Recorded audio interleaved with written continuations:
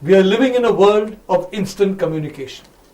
We are living in a world where you can take an aircraft and fly to any corner of the globe. In fact, we are living in a world where you can explore the moon today. You can probably explore other planets tomorrow. So in that situation, a large number of cultural influences come into our lives, and these, many of them, enrich us.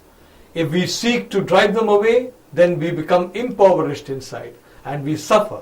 What we need to do is to understand which cultural influences we can accept, look around all over and accept them. So in a sense, the entire world has today got different strands of cultural DNA. Take the example of the United States of America. This is the country with the largest number of Caucasian people in the world, and they have recently elected a son of an African economist to be their president.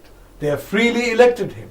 Barack Obama represents that new world that we are talking about. He represents that tolerance, that compassion, that beneficence, that mercy towards people. He represents the coming together of different cultures in a harmonious entity. What I would like to see as the individual who worked on this concept of Hindutva is harmony and not conflict. Tomorrow when people talk of civilizations, there should not be a talk of the clash of civilizations. There should be a talk of the harmony of civilizations. After all, God is one. The divine force is the same. Maybe different names, maybe different ways. But again, coming back to India, Sanatan Dharma, many paths, but the same goal.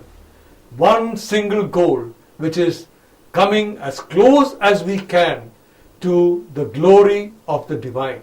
And the way we can come close is to remove from our hearts the devilish impulses and bring into our lives and into our behavior the impulses that the divine has and that the divine mentions. Take for example the great religions of the world. Take for example Islam, where we talk of the divine as being compassionate, as being beneficent, as being merciful. We do not talk of the divine as being violent, as having hatred. We talk of compassion. We talk of beneficence. We talk of mercy. The same thing would apply to Jesus Christ, who said, turn the other cheek. Because Jesus Christ was reflecting the will of God, as the Christians believe, and as is said in the Bible. And he has said very clearly, turn the other cheek. He has said very clearly that you should behave to others in a way which he himself behaved. A way in which there is compassion, there is tolerance, there is mercy, and there is understanding. This is the only way forward for humanity. In this context, this organizing of this interfaith dialogue is a very important initiative. In today's world, especially, I am doubly happy that it has been organized by the King of Saudi Arabia, and it has been organized by him and by other countries of the Islamic world, for the simple reason that in every religion, a small number of people create rise to misperception about the religion. These small number of people are completely unrepresentative of the religion. Just as some people may be completely unrepresentative of a family. Every family may have some individual who is completely different from everybody else. But the same thing in a religion. But in the case of Islam, this small number of people, because of the power of the media, because of the power of the spoken word, the images, and the horror that is seen, has almost come to signify a faith which is marked by tolerance, by compassion, by beneficence. A community that is marked by peace and which lives very happily with each other. In the Middle East, for example, they welcome people of different faiths. They welcome Christians, they welcome Buddhists, they welcome Hindus, and they all live and work together, even though the Middle East is the home of Islam. So this is proof, frankly, that in our hearts, we are all tolerant. In our hearts, we can love each other. India is another example where different communities live in peace together. They worship in their own ways and they live in harmony.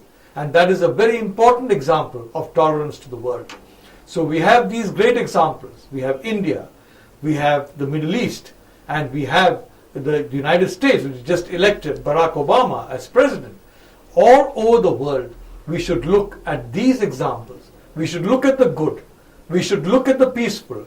And we should model ourselves on them rather than on the hateful, on the arrogant, on the vindictive.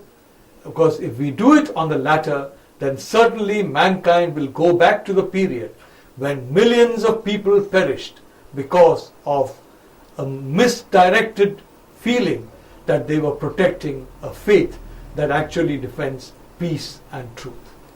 May the divine bless everybody, may the divine bless the entire world, and may the forces of the divine succeed in overcoming the forces of the devil.